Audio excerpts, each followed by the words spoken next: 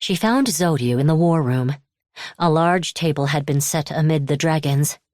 On top were 2 maps, one of the Fire Islands and another of a single landmass resembling a fish's head. Ma'inka.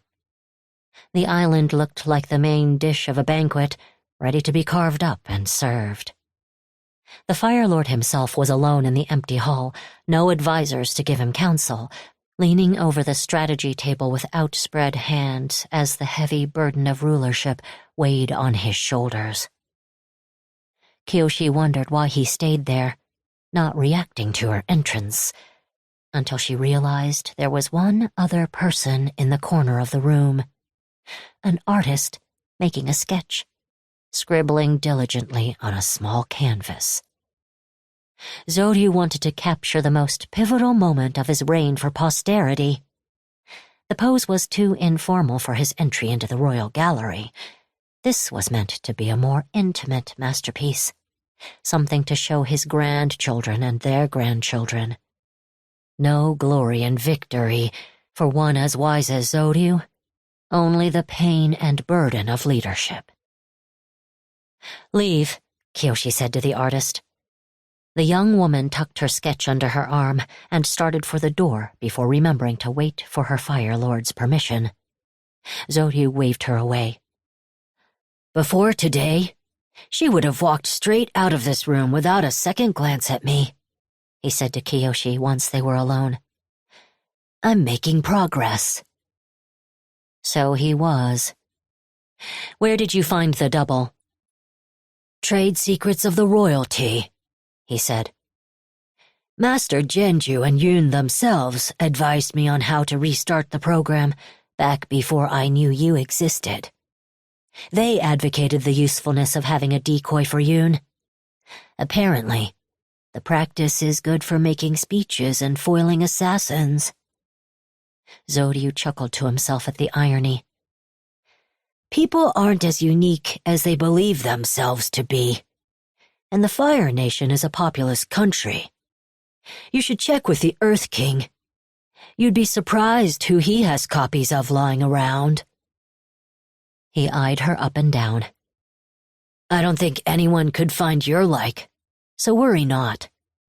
There will only ever be one Avatar Kyoshi. It might have been one too many." "What will happen to the Saowan?" "I will round up and arrest the ones here in the capital. The other clans will do the same across their home islands on behalf of the Fire Lord. And then I'll have them killed." Without pausing to consider the weight of what he said, he gestured at the map on the table. "As for Ma'inka itself, I believe the Saowan there will retreat to their mountain forts, at which point there'll be a lengthy siege. Sieges are always unpleasant affairs, but they don't have to be bloody. With the rest of the country's noble houses united behind me, I'll be able to starve the Saowan out. Or to death." An entire clan of the Fire Nation wiped off the face of the earth. As simple as that. He walked out from around the table and rapped it once with his knuckles. "It's better than what would have happened otherwise. By my best guess, 3/5 of the clans would have joined the Saowan and turned on me had things continued the way they were headed. It would have been open war across the entire Fire Nation." Instead of resigning to a grinding conflict of attrition, Zoryu had isolated his enemies, branded them as criminals, and trapped them on a single island. He'd played his tiles masterfully.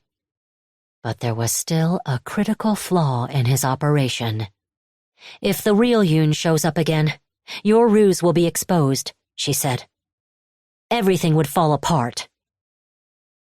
"Oh, I know. The Fire Nation would tear itself apart in the chaos and confusion. All I've really done is buy you more time to find him." The first time Zoryu had explained to her the precipice the Fire Nation balanced on, it had been a cry for help. Now, repeated here, it was an ultimatum. "You're not done assisting me, Kyoshi," he said softly. You don't want my nation to suffer any more than I do. You and I are still in this together. A ruler holding his own country hostage. She had been so worried about turning into Genju, as if the Earth Sage had been a special breed of monster threatening to be reborn through her and only her. How laughable a notion. The fact of the matter was, the world grew Genjus by the bushel. They sprouted from the soil and multiplied from the seas. People sought to emulate Genju with every fiber of their being. Kyoshi had forgotten her Daofei oaths. Becoming the lackey of a crown was a violation punishable by many knives. For bending to Zoryu's will, she would be ripped apart by thunderbolts. The best she could do in her defeat was to save as many lives as possible. I want clemency for the Sawan if I'm to help you. Why should I give it? Even if they weren't collaborating with Yoon, they were undermining my authority. Do you think if they succeeded in taking the throne, Chaejin would have sent me gently into exile? Kyoshi thought of a phrase her friend Wong had told her back in her flying opera company days. A fight is over only when the winner says it's over. She had to make sure Zoryu didn't commit an atrocity in celebration of his victory. Punish them in accordance for their tricks, but not for an act of treason they didn't commit. There will be no wholesale massacre. I'll look weak. Good thing you're a savvy politician capable of crafting his image into whatever suits his needs. He narrowed his eyes at her. As long as you're asking for the impossible, do you have any more demands? I do. Yoon's decoy. I want him sent home alive, and rewarded for his troubles. Zoryu swelled with resistance. This was a bigger issue for him than the fate of his rivals. No, I have to hold an execution. I need a body, or else the honor of the entire Fire Nation goes unsatisfied. I've heard the stories about you, Kyoshi, and I know the things you've seen. What do you care if a single peasant lives or dies? She crossed the distance between them and thrust a closed fan under his chin, stopping short of his throat. I care more for his life than I do for yours right now, she said, examining the growing whites of Zoryu's eyes. Let me make myself perfectly clear. You live on top of what I control.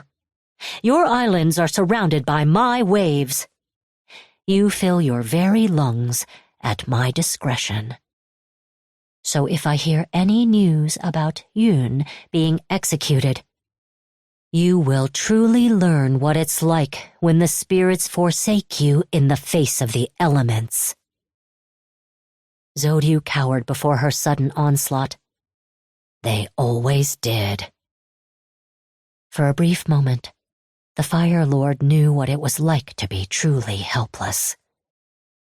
But unlike so many Daofei and Triads before him, he found the strength of his title at his back. He was the ruler of the Fire Nation, and Kyoshi was the Avatar. She had her own image, as poor as it was, to think about. Slowly but surely, Zoryu grinned at her bluff. He did her the favor of not saying out loud how badly she'd overplayed her situation. Instead, he took on an air of pity. Let me give you a bit of advice for when you next see Yoon, he said. I've thought a great deal about this ever since he first showed up. And I think I know why you've been having so much trouble against him. You don't understand his feelings.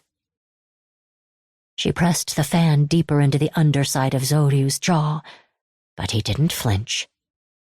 Yoon hates us, Zoryu said. Everything he's done so far is because he hates us. You, me, the lieutenant. That's not true, Kyoshi snarled. We were his friends. He's been acting out of vengeance. He said so. Zoryu shook his head. I don't think he realizes it himself.